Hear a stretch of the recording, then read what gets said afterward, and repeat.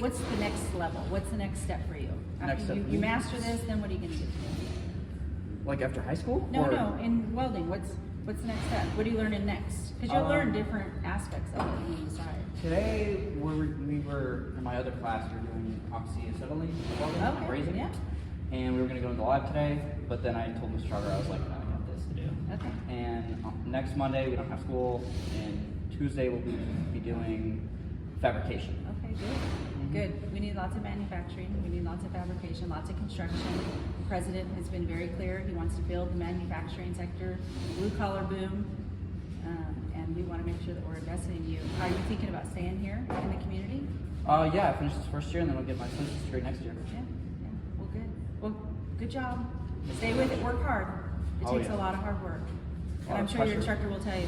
Yes. It isn't takes doesn't a lot come of easy. work, It takes hard dedication and hard work. dedication. All right. Well, it's nice to meet you. Nice to meet you too. Yeah. Thanks.